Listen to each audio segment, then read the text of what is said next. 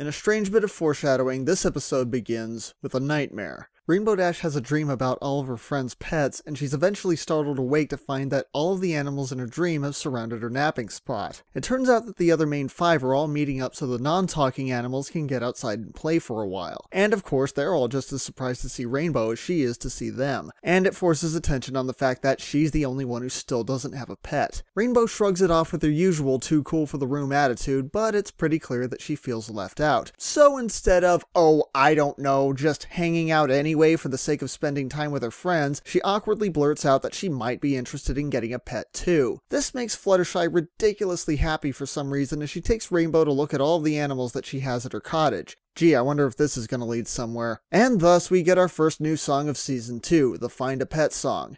It's nice. Now don't get me wrong, I like all of the songs in Season 2, this one just doesn't stand out that much. It's cute, it's sweet, and Fluttershy bouncing around to the music is just adorable, and of course it also introduced these faces that would later become a staple of the season's animation. But otherwise, there just isn't that much I can say about it. After selecting a group of different flying creatures, including a wasp in a decision that could have only been inspired by pure batshit insanity, Rainbow decides to hold a contest to see which of them is most worthy of being her pet. Seriously, a wasp flew into my house one time, and it definitely did not want to be my pet. There's also a tortoise that Fluttershy throws in for absolutely no reason at all. He's the obvious underdog of the group, so we already know how this is going to end. I actually remember leading up to this episode, it was a running joke among fans that since the Rainbow Dash toy came with a pet tortoise, wouldn't it be funny if that ended up being her pet on the show? Well, here's your answer. But I'm getting ahead of myself. Getting back to the contest, the challenges that follow range from being harmless and cute to being downright abusive, both verbally and physically, to the point that I honestly have to wonder why Rainbow's friends are going along with this. In fact, at one point, Applejack and Twilight both wonder out loud why Rainbow is being such a dickhead, but then they go right back to cheering for the competition. During the final event, a race through an obstacle-filled canyon, Rainbow gets hurt and ends up with her wing pinned under a boulder. She pleads for help as all the other animals fly by, but she treated them like crap earlier, so they're all like, fuck you, bitch, and they all go on to finish the race. In the end, the only one who helps her is, of course, the tortoise, who she ends up naming Tank. Look, I get what they were going for with this episode. The show is primarily for kids, and there are a lot of kids who want to get pets for the wrong reasons. I just don't understand why they made Rainbow Dash look so despicable to make that point. And you know, oddly enough, I'm actually kind of reminded of the show Happy Days. Now, for those of you who might not have watched it, on that show there was a character named Arthur Fonzarelli, aka the Fonz. He was smooth, he was tough, he stuck by his friends, and everyone liked him. He was the coolest guy around. He's also the reason the term jumping the shark exists, because when the show completely ran out of ideas, they literally had him jump over a fucking shark. But back when he was popular, studio executives noticed that he was especially popular with children, so they figured as long as kids were listening to Fonzie, they'd use the character to teach kids lessons every week. Except that they did this by taking an otherwise cool young adult character and infusing him with the mentality of a 5-year-old. So now there were suddenly episodes where he didn't like to eat vegetables, and other episodes where he found out that reading was cool and went to get a library card. God damn it, they really are doing the same thing with Rainbow Dash. But the thing is, you only have to look a couple episodes back to Sisterhood Social. That episode dealt with a tough subject, but it was great because it felt genuine and it didn't talk down to its audience. But here, the approach they use with Rainbow Dash makes her look like a child at best, and at worst, it makes her look like an asshole. If I may borrow the definition from Confused Matthew, she doesn't listen to anyone, she isn't very nice, she treats everyone around her like shit, and she only thinks about herself. Now normally Rainbow Dash is very cocky and self-assured, but there's a big difference between that and someone who flat out abuses animals and doesn't understand why it's wrong. Even if she is supposed to be oblivious about the whole thing, this is really pushing it. That's also what gets me about the ending. Now I do appreciate the fact that Tank reinforces her element of loyalty, but he has no reason to be that loyal in the first place. He hasn't been around her long enough to form any kind of bond. And you could argue that it's just his personality, but I'm sorry, in real life the vast majority of animals, and people for that matter, are not going to like you or stick by you if you treat them like shit. Nor should they. And what's really frustrating is that there are good things here. I like the song, I like some of the character interactions, the product placement is way more hilarious than it should be, and even so, so, Tank is still pretty awesome. And in spite of everything, there is the potential for a good story here. Like I said, I do kinda get what they might have been trying to do with this. In fact, I originally wanted to give this a higher score, but the more I think about it, the episode as it is just so mean-spirited, and Rainbow Dash is such a relentless jerk that it's hard to justify how the conflict is resolved in the end. May the Best Pet Win gets a 4 out of 10.